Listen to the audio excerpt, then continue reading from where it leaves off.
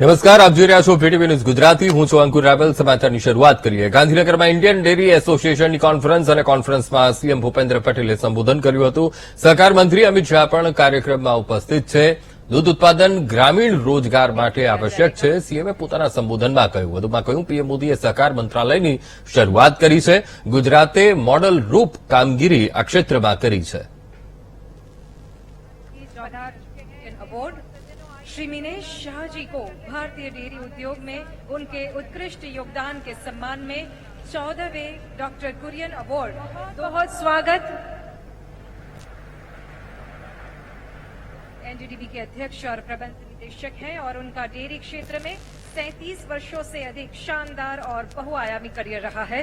वे नवाचारों के समर्थक हैं और दक्षता, प्रभावशीलता, स्थिरता और अधिक महत्वपूर्ण रूप से छोटे और सीमांत डेयरी किसानों की आय बढ़ाने के लिए डेयरी और संबंधित क्षेत्रों में कई हस्तक्षेपों की अवधारणा, योजना और कार्यान्वयन में सहायक रहे हैं। विभिन्न डेयरी संस्थानों में बतौर अध्यक्ष वे सेवा प्रदान कर रहे हैं।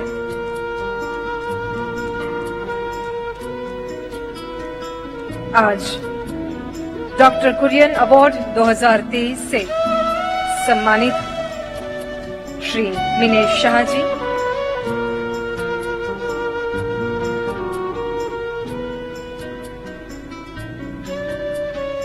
इसी श्रेणी में अगला अवार्ड है जिसके लिए हम मंच पर आमंत्रित करते हैं श्री संग्राम आर चौधरी जी को। डॉक्टर कुरियन अवार्ड 2023 के लिए श्री संग्राम आर चौधरी को भारतीय डेयरी उद्योग में उनके उत्कृष्ट योगदान के लिए 15वें डॉक्टर कुरियन अवार्ड के प्राप्तकर्ता के रूप में चुना गया है। उनके पास सहकारी डेयरी क्षेत्र, विशेष रूप से महिला नेतृत्व के पोषण का 37 वर्षों का अनुभव है और दुग्ध उत्पादकों के साथ गहरी सहानुभूति रखते हैं। वे 1992 में बनास डेयरी में शामिल हुए, जब दैनिक दूध की खरीद केवल 1 LL पीढ़ी थी, जिसे उन्होंने 2011 तक 40 LL पीढ़ी तक पहुंचने के लिए आगे बढ़ाया। उन्होंने एनडीडीबी में कार्यकारी निदेशक के रूप में भी कार्य किया और 2011 से 18 तक गवर्निंग बॉडी के सदस्य भी रहे। बनास डेयरी का नेतृत्व कर रहे हैं अब और 90 LL पीढ़ी दूध प्रसंस्करण के साथ एशिया की सबसे बड़ी डेयरी सहकारी डेयरी बनाया और जो आधुनिक प्रबंधन तकनीकों के साथ उन्होंने सामाजिक आर्थिक विकास के नए मॉडल की भी स्थापना करने में अपना योगदान दिया। बहुत बहुत बधाई श्री संग्राम आर चौधरी जी आपको। और अब पैट्रनशिप अवार्ड विजेता है डॉक्टर अभिजीत मित्रा। डॉक्टर अभिजीत मित्रा को भारतीय डेयरी संघ और भारतीय डेयरी उद्योग के विकास को आगे बढ़ाने में उनके द्वारा प्रदान की गई उत्कृष्ट सेवाओं की पहचान के लिए 49મી ડેરી ઇન્ડસ્ટ્રીઝ કોન્ફરન્સના અવસરે આપણી સૌની સાથે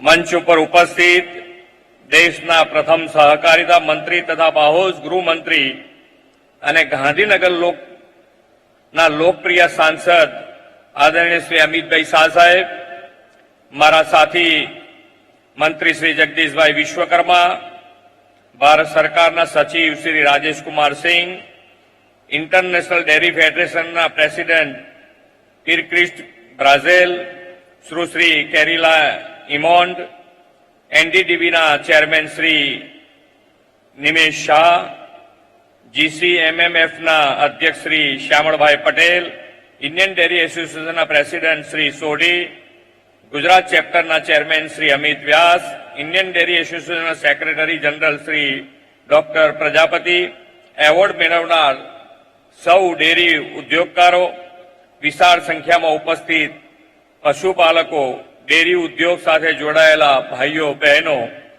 प्रेस मीडिया मित्रों, सौने मारा नमस्कार। विकास पुरुष અને વિશ્વના સૌથી લોકપ્રિય નેતા અને યશસ્વી વડાપ્રધાન શ્રી નરેન્દ્રભાઈ મોદીના નેતૃત્વમાં આપણો દેશ આજે અમૃતકાળમાં પ્રવેશ્યો છે।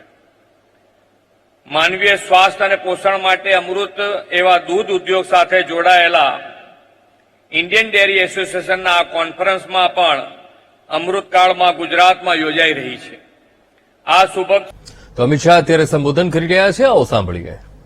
और महिला एम्पावरमेंट की सारी संभावनाओं को भी डेयरी के माध्यम से ही एक्सप्लोर किया जा सकता है. भारत के आजादी से अब तक के डेयरी उद्योग के विकास को अगर न ध्यान से देखें तो ये सारे पहलुओं को हमारी डेयरी सेक्टर ने बहुत अच्छे तरीके से देश के विकास के साथ जोड़ने के लिए काम किया है. और इसमें मैं सहकारिता मंत्री के नाते गर्व के साथ कह सकता हूं कि इसमें हमारी कोऑपरेटिव डेयरियों का योगदान बहुत बड़ा है, जिन्होंने किसानों की समृद्धि के लिए काम किया है. कोऑपरेटिव डेयरी ने देश की गरीब कृषक महिलाओं को भी आत्मनिर्भर बनाने का एक यशस्वी रास्ता प्रशस्त किया है.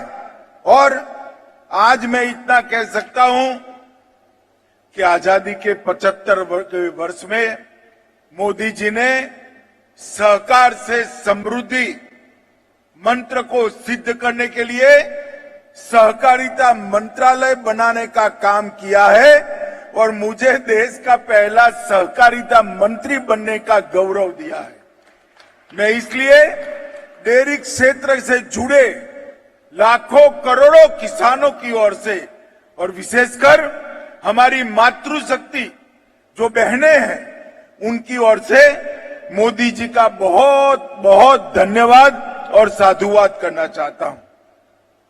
मित्रों, इंडियन डेयरी एसोसिएशन की स्थापना 1948 में आजादी के तुरंत बाद हुई और आज हम 49वें डेयरी उद्योग सम्मेलन के इस कगार पर खड़े हैं. डेयरी क्षेत्र में जो डेवलपमेंट हुआ है उसमें आईडीए का बहुत महत्वपूर्ण योगदान रहा है. हमारे सामने इस डेयरी सम्मेलन में, डेयरी उद्योग सम्मेलन में 3 कैटेगरी रखी गई हैं.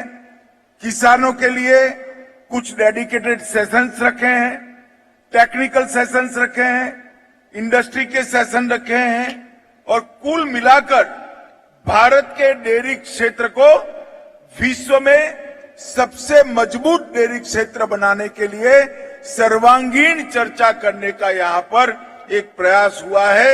मैं श्री सोढ़ी को ये सफल आयोजन के लिए मन से बहुत बहुत बधाई देना चाहता हूं. मित्रों, हमारे डेयरी क्षेत्र का, पशुपालन क्षेत्र का हमारे इतने विशाल जीडीपी में 4.5% योगदान है और कृषि जीडीपी में डेयरी क्षेत्र का योगदान 24%. विश्व में सबसे ज्यादा कृषि क्षेत्र में अगर डेयरी क्षेत्र का योगदान कहीं पर भी है जीडीपी का तो भारत में है और वो 10 लाख करोड़ रुपए से ज्यादा योगदान हमारे डेयरी क्षेत्र का है.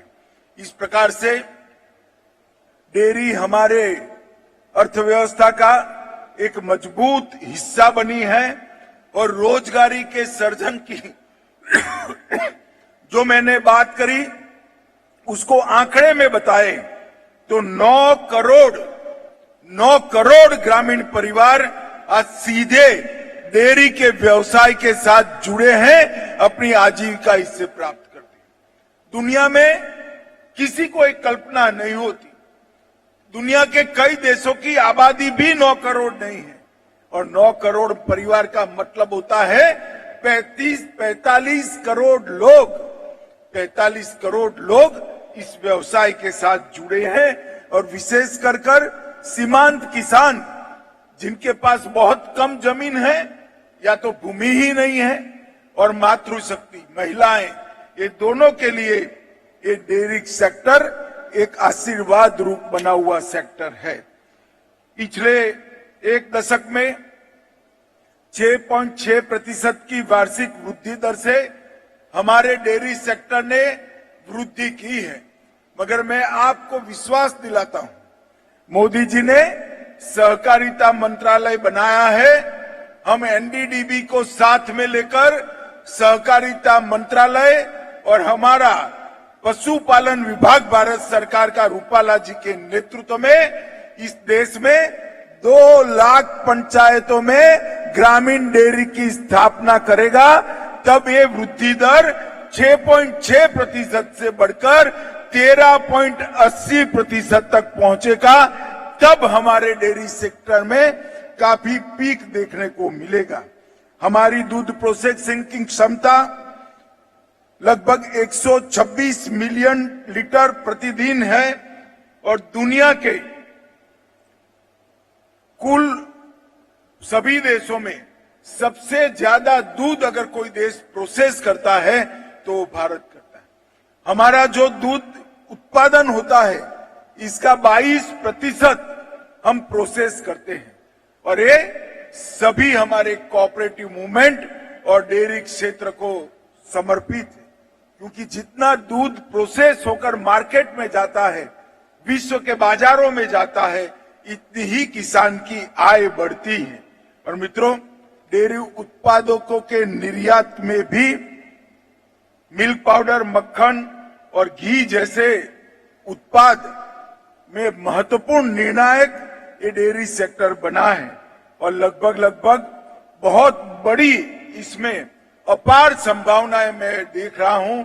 हमने एक मल्टी स्टेट कोऑपरेटिव सोसाइटी निर्यात के लिए बनाई है, उसको और ये 2 लाख डेयरी के यूनियनों को जिस दिन इसका जुड़ाव समाप्त होगा, हमारा निर्यात कम से कम 5 गुना होने की संभावना है।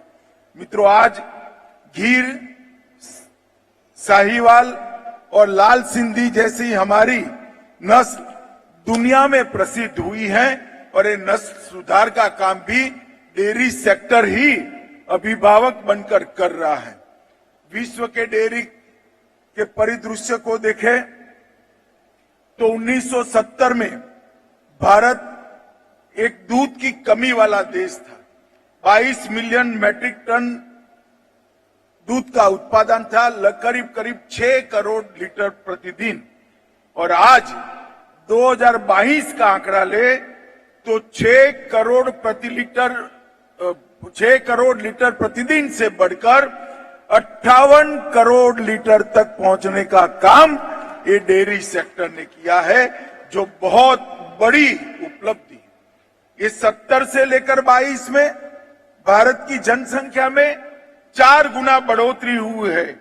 हमारा दूध उत्पादन 4 गुना आबादी बढ़ी है और दूध उत्पादन 10 गुना से ज्यादा बढ़ाने का काम हमारे डेयरी सेक्टर ने किया है। 1970 में प्रति व्यक्ति दूध का खपत हमारे देश में 107 ग्राम सिर्फ था और आज 427 ग्राम प्रति व्यक्ति दूध का खपत होता है और दुनिया का एवरेज कंजम्पशन 322 ग्राम है, उससे हम आगे बढ़ चुके। मैं इसलिए बताता हूं कि जो चमत्कार 70 से 22 तक के इतने अल्पकाल खंड में हुए हैं, वो मेरे सामने जो बैठे हैं डेयरी चलाने वाले मेरे भाई बहन बैठे हैं, उन सभी को समर्पित है। और मैं आज आपको विश्वास दिलाने आया हूं कि भारतीय जनता पार्टी की मोदी सरकार आप लोगों के विकास के लिए, डेयरी सेक्टर के विकास के लिए कोई भी संभावना को व्यर्थ नहीं जाने देगी। सभी प्रकार के प्रयास नरेंद्र मोदी सरकार करेगी, जिससे हम न केवल बड़े उत्पादक तो बन ही चुके हैं, विश्व में सबसे बड़े निर्यातक बनकर उभरे। मित्रों, आज मैं श्वेत क्रांति और ऑपरेशन फ्लड को भी जरूर याद करना चाहूंगा। अगर ऑपरेशन फ्लड शुरू ने किया होता तो दूध के मामले में भारत कभी भी आत्मनिर्भर नहीं बनता, मगर अब जरूरत है श्वेत क्रांति 2 की और इस दिशा में हम आगे बढ़ चुके हैं। डेयरी क्षेत्र में सहकारिता का मॉडल, जैसा मैंने आगे बताया, आय, पोषण, पशुधन की सुनिश्चितता, मानव हित का सुरक्षा, रोजगारी और महिला एम्पावरमेंट, महिला सशक्तिकरण, ये सारे डायमेंशन को छूते हुए पूरी व्यवस्था में से किसान और उपभोक्ता के बीच में से बिचौलियों को समाप्त कर सबसे ज्यादा मुनाफा किसान के पास पहुंचे, इस प्रकार की एक कोऑपरेटिव व्यवस्था है।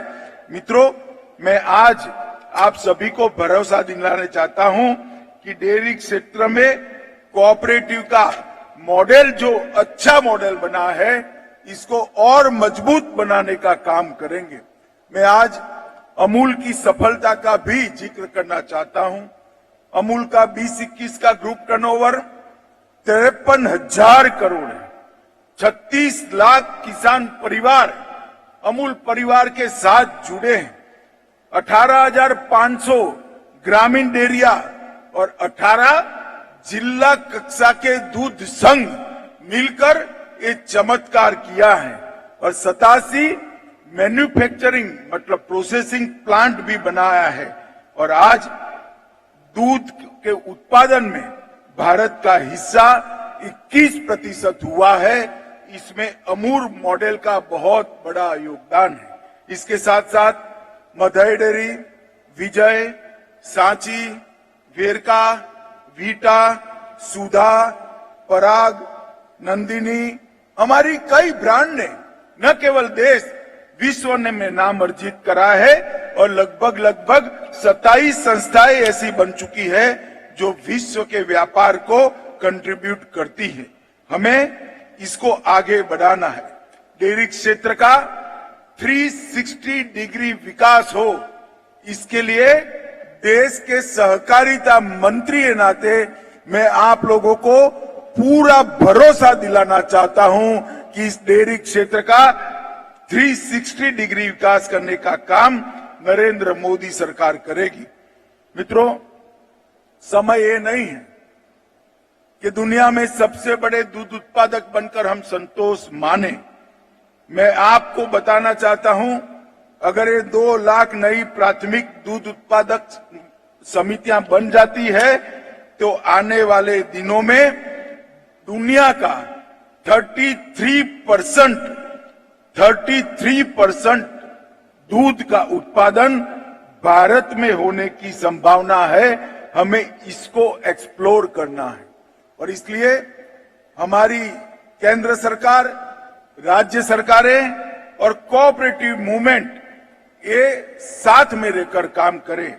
भूपेंद्र भाई ने बताया कि मास प्रोडक्शन को बरकरार रखते हुए प्रोडक्शन बाय मार्सिस का मंत्र भी हमने जमीन पर उतारना है और इसको हम आगे ले जाना चाहते हैं। आज यहाँ पर